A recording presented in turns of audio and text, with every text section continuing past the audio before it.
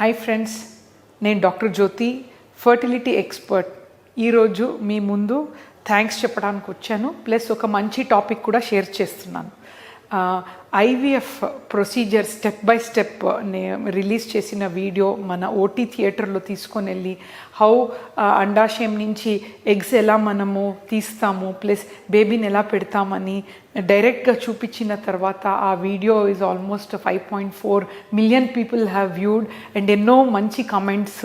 So very sincerely I want to thank అండి, ఎందుకంటే our intention was very simple. చాలామంది IVF వెళ్ళేటప్పుడు చాలా వాళ్ళకి కన్ఫ్యూజన్స్ ఉంటాయి. అంటే ప్రొసీజర్ ఎలా ఉంటుంది, ఎగ్ పికప్ తర్వాత పెయిన్ ఉంటుందా, మనం రెస్ట్ తీసుకోవాలా, ఇన్ని నానా రకాల డౌట్స్ ఉంటాయి. సో పేషెంట్కి ఒక క్లారిటీగా ల్యాబ్లో ఎటువంటి అయినా ప్రొసీజర్ ఫాలో చేస్తాము అని నేను డైరెక్ట్గా చూపించాను. అండ్ ఐఎమ్ వెరీ హ్యాపీ, ఈ నాలెడ్జ్ వల్ల మనకి ఇప్పుడు వచ్చే పేషెంట్స్ కూడా ఐవీఎఫ్ గురించి చాలా అవేర్నెస్ క్రియేట్ అయింది. సో టేకింగ్ దట్ ఫార్వర్డ్, దాంతో పాటు ఐవీఎఫ్ ప్రొసీజర్లో మనం పేషెంట్ వచ్చే ముందు జాగ్రత్తలు ఏంటి, అండ్ దెన్ పేషెంట్కి ఐవీఎఫ్ ప్రాసెస్ స్టార్ట్ అయిన తర్వాత వాళ్ళ జర్నీ ఎలా ఉంటుందని నేను మీకు ఈ వీడియోలో షేర్ చేస్తాను అన్నమాట. So first of all, IVF అనేటప్పుడు చాలామంది యూస్ టు వండర్, ఈ ప్రాసెస్కి మనకు ధైర్యం సరిపోవట్లేదు, అసలు మనము ప్రెగ్నెన్సీతో వెళ్తామా అని.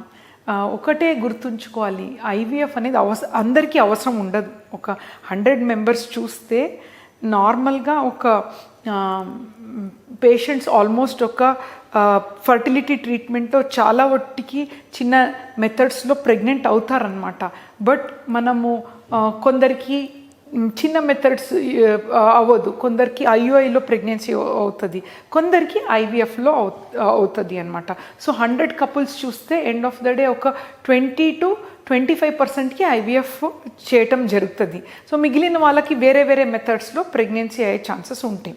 ఐవీఎఫ్ అని చెప్పేటప్పుడు ఈ ఐవీఎఫ్ ఎవరికి అవసరం? ఫస్ట్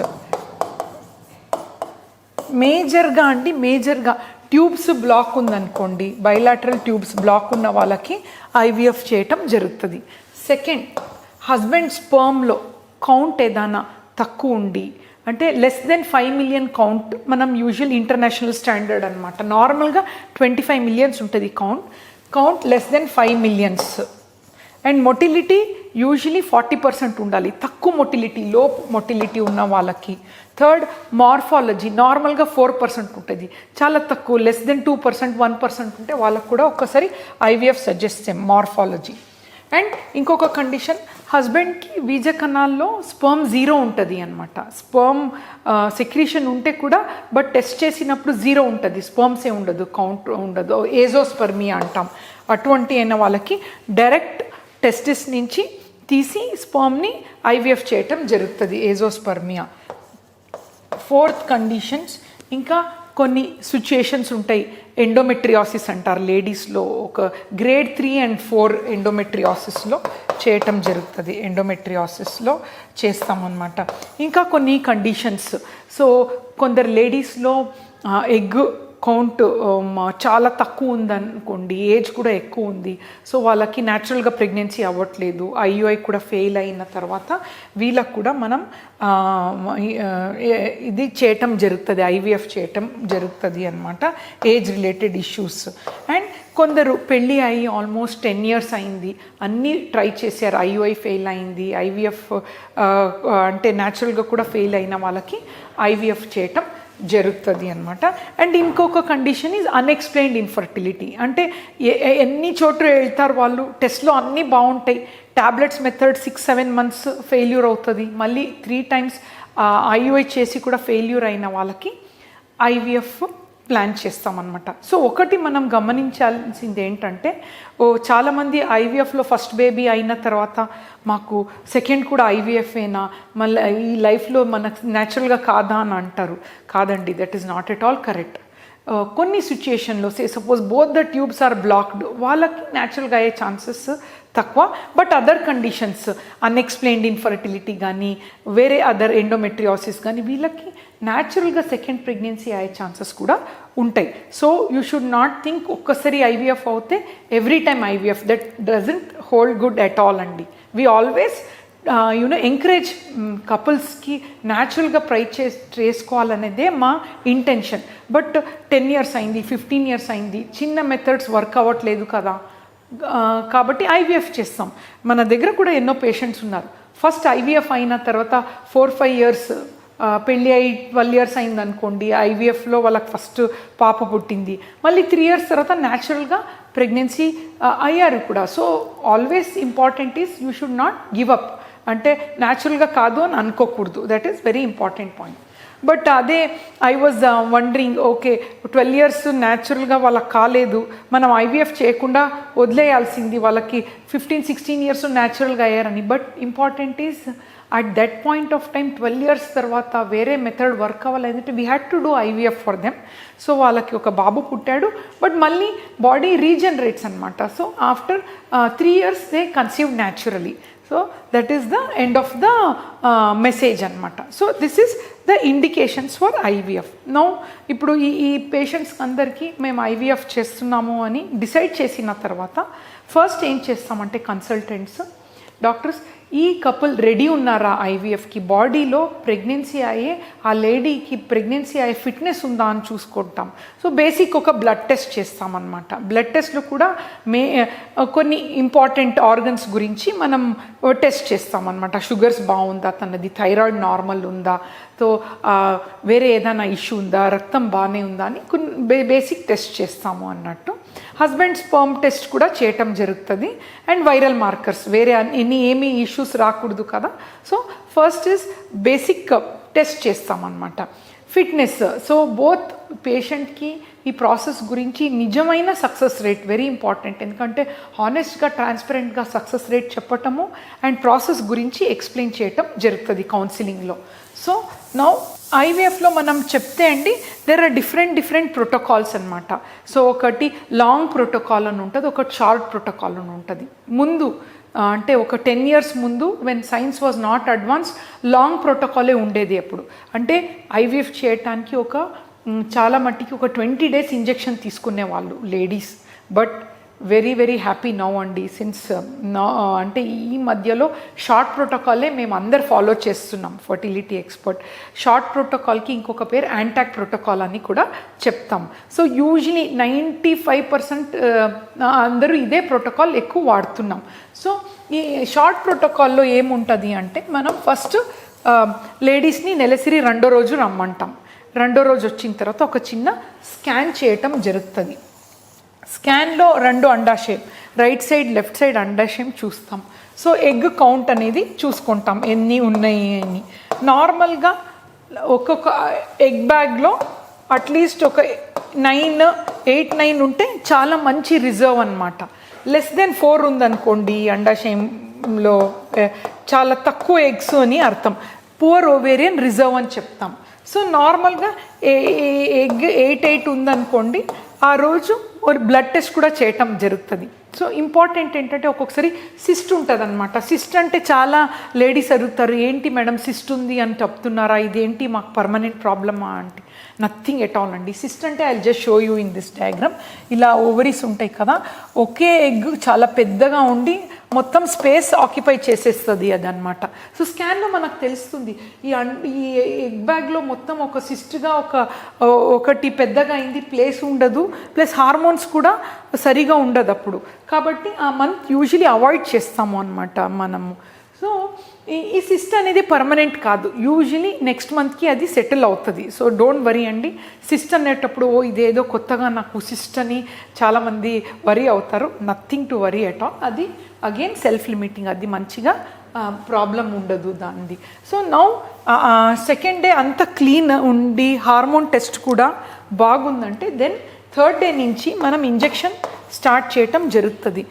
3rd day ఆఫ్ పీరియడ్స్కి మేము స్టిమ్యులేషన్ డే 1 అని చెప్తాం. స్టిమ్యులేషన్ డే 1 అంటే ఇంజెక్షన్స్ ఇచ్చే రోజు ఫస్ట్ డే అది.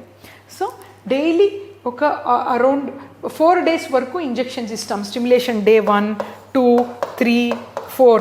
ఈ 4 days డాక్టర్ ఏమీ చూడాల్సింది అవసరం లేదు, ఎందుకంటే first day injection dose set చేస్తారనమాట బాడీకి, ఆ లేడీది ఏజ్ బట్టి, లేడీది ఎగ్ కౌంట్ అండ్ ప్రీవియస్ ఏదైనా ప్రాబ్లమ్స్ ఉందా అన్నీ చూసుకొని డోస్ సెట్ చేస్తారు. ఆ డోసే 4 days డైలీ తీసుకోవాలి లేడీస్. వాళ్ళు డాక్టర్ని కలవాల్సింది అవసరం ఉండదు. 5th day మళ్ళీ మేము రమ్మంటాం పేషెంట్స్ కపుల్ని. లేడీ వచ్చి 5th day స్కాన్ చేయటం జరుగుతుంది. ఎందుకు చాలా ఇంపార్టెంట్ స్కాన్ ఇది, ఎందుకంటే ఈ అండాశయం ఏదైతే చిన్నగా ఉందో ఈ ఇంజెక్షన్ 4 days ఇచ్చిన తర్వాత ఎవ్రీ ఎగ్ గ్రోస్ అండి. కొంచెం ఇక్కడ చూస్తున్నారు కదా, కంపారిటివ్లీ పెద్దగా ఉంటుందన్నమాట. సో ఈ Day 5 స్కాన్లో మనకి ఈచ్ ఎగ్ కౌంట్, మనము ఈచ్ ఎగ్ కౌంట్ ఏంటంటే ఈ చిన్నగా ఉన్నది ఎవ్రీడే 1 to 2 mm పెరుగుతూ ఉంటుంది అనమాట. సో ఈ Day 5కి ఈచ్ ఎగ్, ఒక్కొక్క ఎగ్ అరౌండ్ 12, 11, 10 కింద ఎక్కువ ఉండాలి. 10 కింద ఎక్కువ ఉంటే మంచిగా అది పని చేస్తుంది, ఎగ్స్ బయటకు వస్తుంది అని మనకి ఒక స్కాన్లో తెలుస్తుంది అనమాట. సో మళ్ళీ ఆల్టర్నేట్ డేస్, మళ్ళీ Day 7కి స్కాన్ స్టార్ట్ చేస్తాము, Day 9కి చేస్తాము. బాగుంటే మళ్ళీ Day 10, యూజువలీ స్టిమ్యులేషన్ Day 10లో అన్ని ఎగ్ ఎలా ఉంటుందంటే స్కాన్లో చూస్తే అండి మంచిగా బాగా పొటెన్షియలీ అన్ని ఎగ్లో లోపల మంచి హెల్తీ ఊసైడ్స్ ఉంటాయి అన్నమాట. చిన్న ఊసైడ్స్ అని చెప్తాం, ఎగ్ బ్యాగ్ ఊసైడ్స్ ఉంటాయి.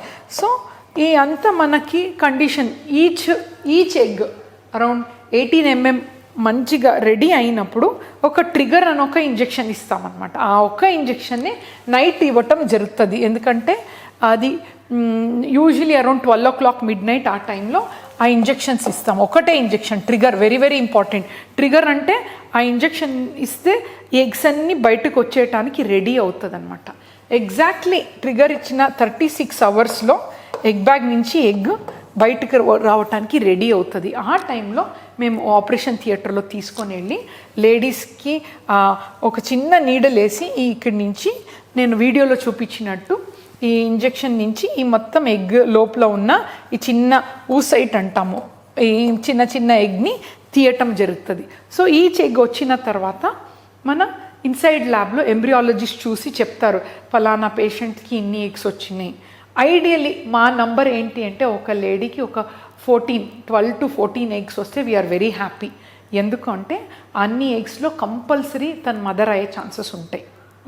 అట్లీస్ట్ ఆ 14 ఎగ్స్లో హస్బెండ్ స్పర్మ్ వేస్తాం. ఒక 3 hours తర్వాత అన్ని ఎగ్స్కి హస్బెండ్ స్పర్మ్ని ఇన్సర్ట్ చేయటం జరుగుతుంది. ఇది ఇక్సీ అంటాం, డైరెక్ట్గా ఇన్సర్ట్ చేస్తాం. కొన్ని సిచ్యుయేషన్లో ఎగ్తో పాటు స్పర్మ్ని వదిలేస్తాం అలా కల్చర్ వేసేసి, అది ఐవీఎఫ్ అంటారు. ఈ మధ్యలో కండిషన్స్ చూసి ఇక్సీ చేస్తున్నాం, మనం డైరెక్ట్ ఇన్సర్ట్ చేస్తాం. సో కరెక్ట్గా 24 hours తర్వాత ఎన్ని బేబీస్ వచ్చినాయి అని మనకు తెలుస్తుంది. సపోజ్ మనకి 10 eggs వస్తే యూజువలీ అట్లీస్ట్ 7 babies రావాలి, 70% బేబీస్ రావాలి అనమాట.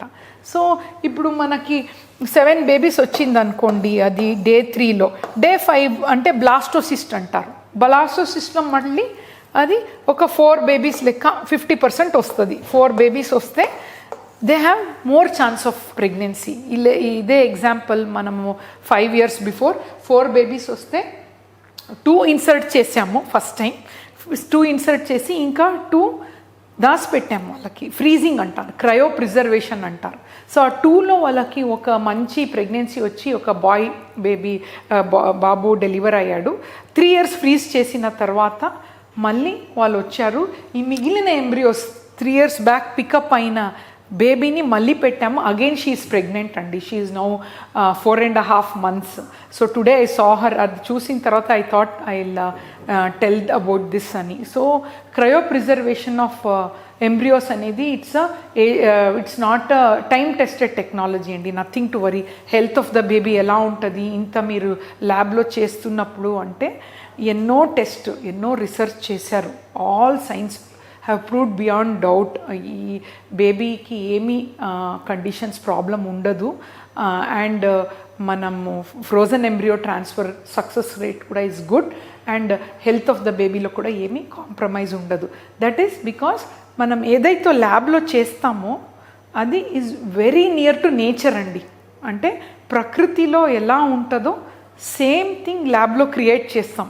I call it as a temple అనమాట, ఒక హోలీ ప్లేస్ అన్నట్టు. లైఫ్ సెట్ అవుతుంది అక్కడ. కాబట్టి so don't worry at all. మనము ఈ ప్రొసీజర్ వల్ల ఎంతో మంది couples without side effects, OHSS అని ఒక చిన్న సైడ్ ఎఫెక్ట్స్ ఉండింది ముందు, it is all now because of మంచి ప్రోటోకాల్ వల్ల అవన్నీ ఇష్యూస్ లేవు. మంచిగా హెల్తీ బేబీతో అందరు వెళ్తున్నారు. Thank you.